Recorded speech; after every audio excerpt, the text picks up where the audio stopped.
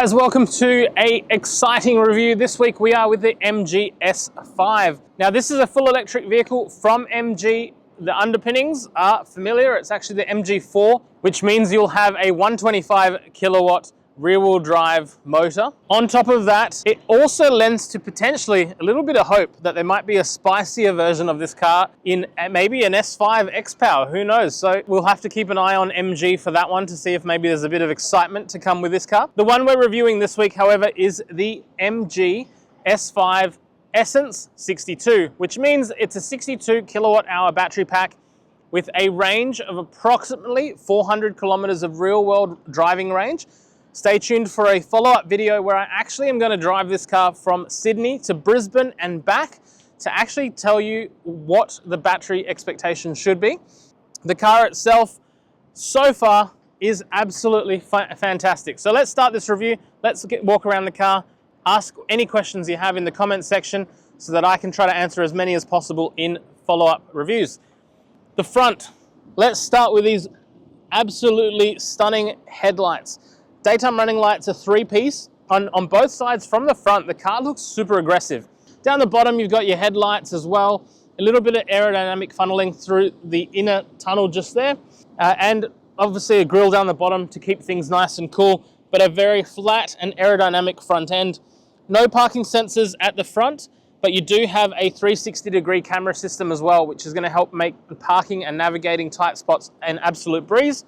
Now, underneath the bonnet, you might be expecting a frunk. Unfortunately, no frunk here, just a whole bunch of the drive mechanisms for this particular car. Things like your coolant and any other systems that the car needs, all sitting underneath there. From a tire and rim combination, 18-inch alloy wheels, and I actually really like these alloy wheels. The design is kind of different and just kind of looks cool. They're wrapped in Bridgestone Turanzas. They're great on city drives, comfortable, smooth, not much tire noise. We'll see what they're like on the highway run when we do our long distance road trip test. I do like a couple other things here as well. So they've minimized the amount of plastic cladding along here, which is unpainted, but is going to be practical for any stone chips and things flicking up. I love how they've gone for standard handles, normal handles. No experiments, no waiting for handles to pop out. It literally is just a handle. You just open it like a normal door. Love it. More brands should take note. Smart entry and smart exit as well. So just push that button here. That gets you in and out of the car, locks the doors, all of that, as long as the key's with you on your person. Charging is from a port at the back. It's a typical Type 2 CCS charging outlet. You have a 6.6 kilowatt onboard charger. So charging at home, if you have single phase, you'll be more than capable of charging this at about 32 amp worth of input. It doesn't get 11 kilowatt charging like some of the three-phase compatible cars, but this is still enough for about 50 to 55 kilometers for every hour that it's plugged in. So plenty to help you get you on your way and to keep you charged after a day of driving around and getting home. And from a DC charging perspective, when you are on those road trips, this will charge up to 150 kilowatt speeds. And it will do 30 to 80% of the battery in approximately 20 to 30 minutes. So plenty of time to get out, have a walk, stretch, relax, grab some food, come back, the car's good to go, and off you go again. So great work there. Back of the car, come have a look at this and ignore the vanity plate that MG has chosen for this. I have gotten some interesting looks as I've been reviewing this car. How gorgeous did this tail light design look on this SUV? It reminds me a lot of the MG4 wraparound tail light design, and I really liked it on the MG4, so I really like it on the S5. And also just down here, you've got just these little kind of like separated highlights within that brake light design. Just love it. Absolutely good. Let me know in the comments what you think. And in terms of the warranty, you have a 10-year warranty as part of MG's new warranty setup. You get 8 years or 160,000 kilometers of battery system warranty. Check out the link in our comment section for more details, just so you can go directly to the MG website to find out more about their warranty itself.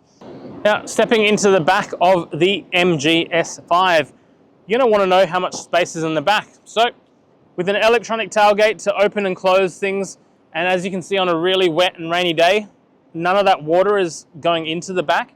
It's been well designed so that as you open the tailgate, it will deflect the water away.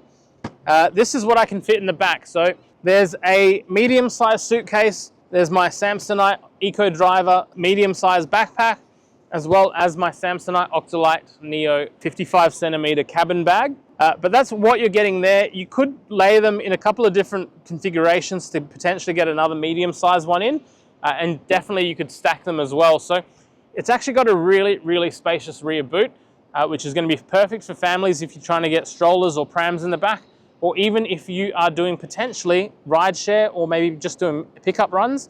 You're going to have as much space as you possibly can. Underneath here, the parcel shelf itself has storage for your home charger as well. You can lower that shelf if you really needed to.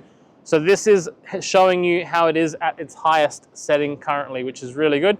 And you also get a parcel shelf at the back, which some brands don't offer you. So I like that feature as well. And it started to rain, so a perfect time to segue into what's inside. Let's have a look inside the car. Now, one of the things you'll love at low speed, the car itself gives you a 360-degree camera view. The other cool thing as well is when it comes time to park, the reverse camera is on a really big user-friendly screen, and it's got moving guidelines. So we can actually move through here and work out exactly where we need to park, how we're going to park, and confidently make sure that we are within the lane. It's also giving us feedback from the sensors visually on here as well, and telling us where we need to stop. A distance measure as well, so that you know how much distance is behind you. Now, if you've ever wondered how much space is behind it when it goes red, let's see.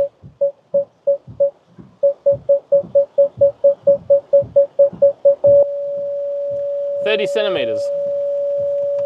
The different views that you get, obviously the front view here, you can tap the screen if you want to make it wider, like from a wide angle view, or just have a normal view. And then from there, you can basically kind of zoom into whichever side you want to have a look at. As you can see outside, the weather is, well, not so favorable, but luckily MG tells me here that the weather is on Wednesday, May 21st in Sydney. It's going to be rainy. Gives me a forecast as well of when the rain is coming, the highs, the lows, the breakdown. So pretty cool there. You can go back here and customize your car, customize the driving controls, and more importantly, customize MG Pilot. So what this means is you can actually customize over here which of the emergency features you want to set as your custom controls. So you can go, I don't want an overspeed audible warning. I don't want my speed limit change audible warning. Perhaps you still want front collision, but then maybe one of the other annoying ones that you might have is the driver fatigue monitoring and the driver distraction monitoring. Maybe you don't want those on. So you can set them as this kind of programmable custom mode for you. You can alter the cluster and what information the cluster displays for you. Driving control, you have one pedal drive as well. You can also alter the way that the one pedal drive works so that comfort braking is more gradual unless it's an emergency. You've got trailer mode for towing, and then at the top here, that's it for your different displays. And of course, that home screen that is pretty responsive and really nice to touch. You've got your consumption as well as your battery monitoring and information just here. You can go into the vehicle to load setup. I don't have a charger at the moment, so I can't test vehicle to load. You can see your energy consumption figures from your day-to-day driving. And of course, you have Apple CarPlay and Android Auto. And you do have the option for wired or wireless as well. So once you connect it up, just plug it in. I have mine set to wired. So I will demonstrate it for you by plugging it in. Now that that's there, Apple CarPlay comes up. Really responsive screen, and for your mapping, easy to pull up exactly where you are, move things around, do what you need to do, play your music, you're good to go. A couple of other cool features as well. So you have heated seats for the front. You can program those directly on the screen here as well, even while Apple CarPlay is functioning. Steering wheel feels really nice in the hand. It displays the display behind you really nicely and is height and reach adjustable as well. So if you want to find your perfect seating and driving position, you can do it nice and easily. Indicators on the left, wipers on the right. Over here you've got your cruise control function, and the MG Pilot system works really, really well on highways. We just tested it in another car. I will be testing this on the drive up to Brisbane, but I've seen a very large progression in the improvement on the MG Pilot system with each iteration of new model that comes out from MG. That being said, I do like how they've kind of made this screen bigger than the MG4, for example, but it's not in a really awkward kind of just bolted on look. It kind of looks somewhat integrated into the rest of the design, and I do like that. I like this kind of material here that they've used to just give it a bit of texture, almost carbon fiber type look. And just overall the design and styling just gives this car a really premium feel. I am very impressed at what you're getting for the price of this car. So that's a good thing. The other cool thing is if you had a bottle of water, let's say 600 mils, the cup holders, they're going to be sturdy and they're going to be in a great position for you to actually use them. They're directly in front of the vents so that you can keep things cool or warm depending on how you're using it.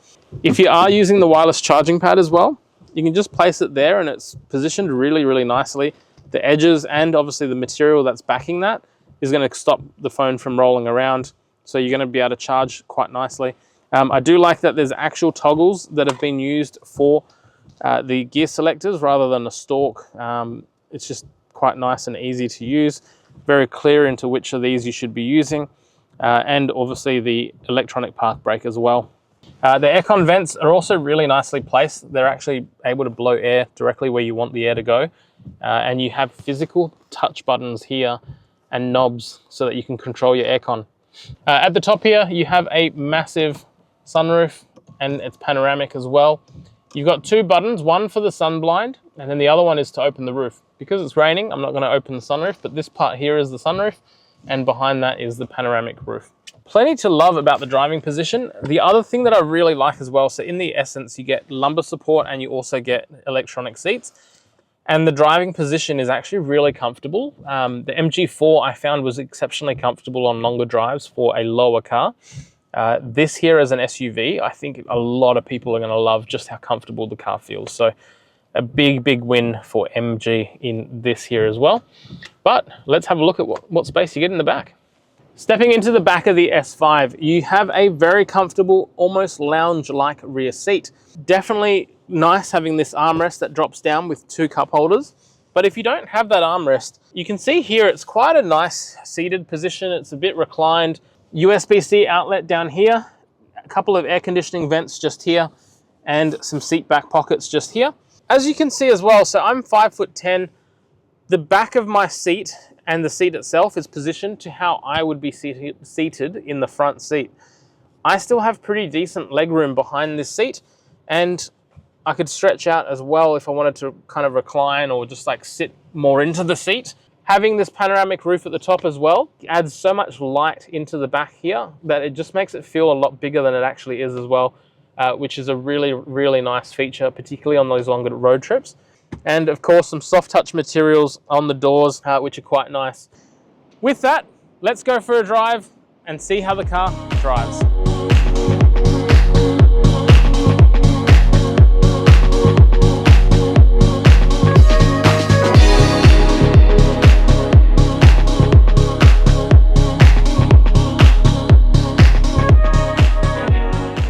So driving the MG S5 EV, and what is it like? Well, comfortable and quiet, definitely. And look, quiet was somewhat going to be a given that it was an EV. But the level of comfort and quietness on this car has leveled up massively since the MG4. And the MG4 was quite nice as well. I think this is going to be an incredible seller for MG. Particularly, like I said, the fit, the finish, the quality is all just miles above what your first impressions of the brand may be based on what you hear others saying about it. The other cool thing as well is the overall drive experience. It's got plenty of power, it gets up and goes really nicely. I liken it to a good 6-cylinder car in terms of the power delivery. Of course, with substantially lower running costs. The braking can be adjusted as well, so that if you don't like the traditional, you know, harsh one pedal type drive where the minute you take your foot off the brake, you get this kind of almost jolt as the car slows itself down. This car can have a program function on it where you just press it and it will like smoothly ease off it, so that you still capture a little bit more energy, but you're not completely, you know, kind of killing yourself with your seatbelt because the car's lunged you forward. In terms of visibility around the cabin, it's really, really good. You've got plenty of light coming in, particularly if you have the panoramic roof above you, you're going to have so much light coming through. And more importantly, the steering is the other thing. So usually when I've driven quite a lot of Chinese EVs, the steering is either really, really light and you have a lot of play in the actual steering, or it's the opposite and it's quite heavy and it's not quite comfortable to drive. The S5 is really, really interesting in that it kind of feels as connected to the road as, say, for example, a dynamic driving vehicle like an MX-5, perhaps a Toyota Yaris GR or Corolla GR, so something a bit sportier, but not in a sense that you're feeling every bump and every, you know, crack in the road surface. It's a very smooth drive. It would have been nice to have heads-up display. It doesn't have a heads-up display, but your speed is directly in front of you, so you're not going to, you know, kind of be really inconvenienced by having to look in the same place that you've probably looked at for generations. Like any of the new MG product, it's doing a very good job at changing people's minds and perceptions on what to expect from MG, because the car no longer is the MG that you're familiar with. They've stepped up their game massively, and I think a lot of people will benefit from that, particularly for such an affordable car under $50,000. This car here is an absolute winner. So let me know what you think in the comment section about this car, about our review, and keen to hear your thoughts and spend a bit more time in this car doing a bit more testing and a bit more living with it, because I think this car here is going to be a fantastic car for anyone that is in the market for an SUV, particularly an electric SUV. So there you have it, guys. That's my first thoughts and first impressions on the MG S5 EV. Until next time, thank you for watching.